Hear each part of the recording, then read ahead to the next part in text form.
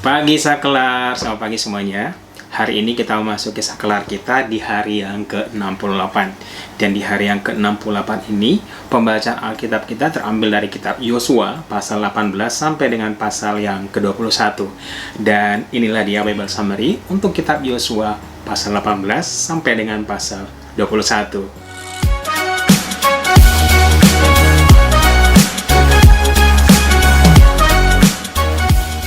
Pada kitab Yosua pasal ke-18 dengan judul perikop pembagian sisa tanah Kanaan di Shilo.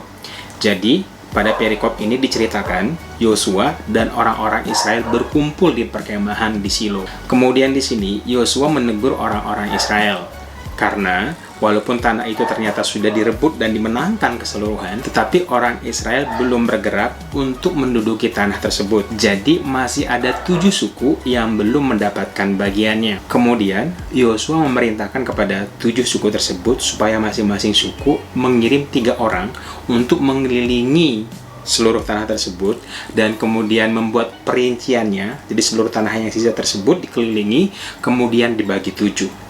Hasil daripada catatan mereka selama berkeliling dan menjelajah negeri tersebut diberikan kepada Yosua, dan kemudian Yosua mengundi tanah tersebut dan membagikannya kepada 7 suku yang tersisa.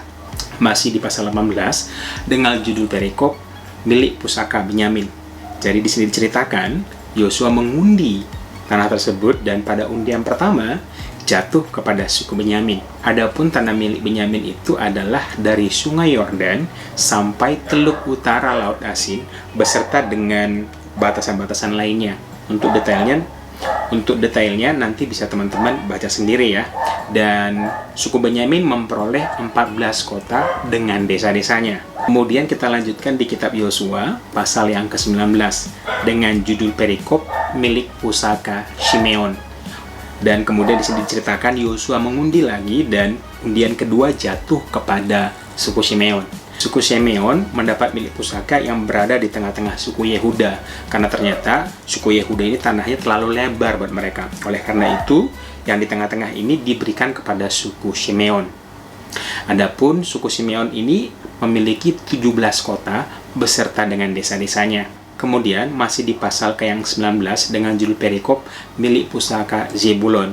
Kemudian diundi lagi, undian yang ketiga jatuh kepada suku Zebulon. Adapun daerah suku Zebulon ini adalah dari Sarit sampai ke Bethlehem. Ada 12 kota beserta dengan desa-desanya. Kemudian dilanjutkan dengan perikop milik pusaka Isakar. Jadi di sini diceritakan undian keempat jatuh kepada suku Isakar. Adapun tanah yang menjadi milik pusaka suku Isakar adalah dari Israel sampai ke Hoza. Jumlah kota mereka ada 22 kota beserta dengan desa-desanya. Kemudian dilanjutkan dengan perikop milik pusaka suku Asher. Kemudian undian kelima jatuh kepada suku Asher. Adapun daerah suku Asher adalah dari Hakat sampai ke Hoza. Dan mereka mempunyai 22 kota beserta dengan desa-desanya. Kemudian dilanjutkan dengan judul perikop milik pusaka suku Naftali. Kemudian undian ke-6 jatuh kepada suku Naftali. Adapun tanah milik pusaka orang Naftali adalah dari Heleb sampai ke Sungai Yordan. Dan mereka memiliki jumlah 19 kota beserta dengan desa-desanya. Dan dilanjutkan dengan judul perikop milik pusaka suku Dan. Dan pada undian ke-7 tanah itu jatuh kepada suku Dan. Adapun tanah milik suku Dan dari Zora sampai ke Lesem. Jumlah kota mereka ada 19 kota beserta dengan desa-desanya.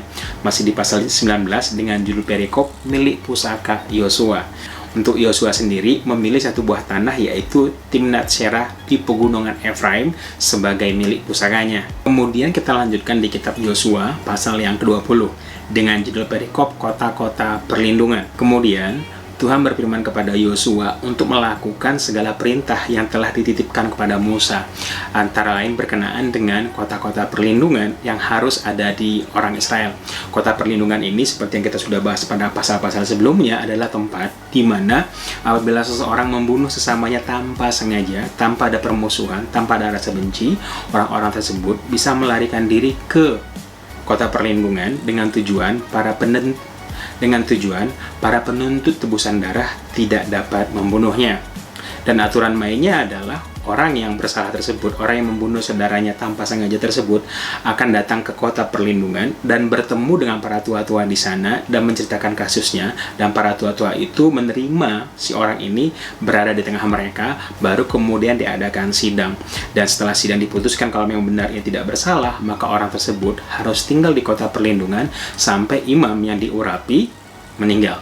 Barulah kemudian orang yang bersalah membunuh sesamanya tanpa sengaja ini boleh pulang ke tempat asalnya. Dan adapun kota perlindungan itu harus ada 6 buah, jadi 3 kota di sebelah timur Yeriko atau di seberang Yordan, dan 3 kota lagi ada di tanah Kanaan. Untuk di tanah Kanaan sendiri, nama kota tersebut adalah Kades di daerah Galilea.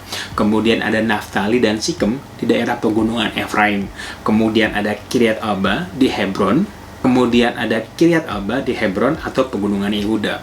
Kemudian 3 lagi ada di sebelah timur Yeriko atau di seberang sungai Yordan, yaitu ada Bezer di padang gurun untuk orang Ruben, kemudian ada Ramot di Gilead untuk suku Dan ada Golan di Basan untuk suku Manasye yang setengah itu. Jadi harus ada 6 buah kota perlindungan yang harus dibuat oleh orang Israel, sehingga semua orang-orang yang membunuh sesamanya tanpa sengaja atau tanpa rasa benci bisa berlindung dan melarikan diri ke sana.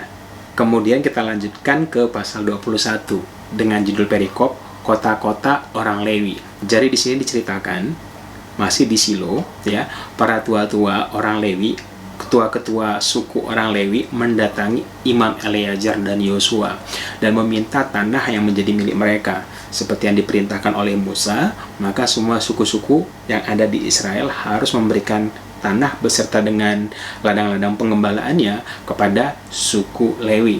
Karena sekali lagi suku Lewi ini tidak memiliki tanah pusaka di antara orang Israel, karena milik pusaka orang Lewi adalah Tuhan sendiri. Oleh karena itu Imam Eleazar memberikan tanah kepada orang Lewi berdasarkan pemberian daripada masing-masing suku. Untuk detailnya teman-teman bisa baca sendiri. Saya hanya membaca secara garis besar. Untuk keturunan Harun, mereka mendapatkan 14 kota beserta dengan tanah-tanah pengembalaannya. Untuk kaum Kehat, mereka mendapatkan 10 kota dengan tanah-tanah pengembalaannya. Untuk Bani Gerson atau suku Gerson, Untuk kaum Gerson, mereka mendapat 13 kota beserta dengan tanah-tanah pengembalaannya. Dan untuk kaum Merari, mereka mendapatkan 12 kota beserta dengan tanah-tanah pengembalaannya. Ada total 48 kota orang-orang Lewi beserta dengan tanah-tanah pengembalaannya. Dan letak mereka ini tersebar di antara suku-suku yang lainnya dan mereka berada di tengah-tengah daripada suku-suku lainnya. Di pasal 21 dengan judul perikop keamanan di negeri yang dijanjikan Tuhan. Jadi di sini diceritakan Tuhan memberikan keamanan kepada orang Israel dan Tuhan membuat musuh-musuh atau lawan-lawan Israel tidak dapat bertahan menghadapi orang Israel, dan segala sesuatu yang baik yang Tuhan telah janjikan kepada nenek moyang orang Israel dan kepada orang Israel sendiri diberikan tanpa ada yang tidak terpenuhi.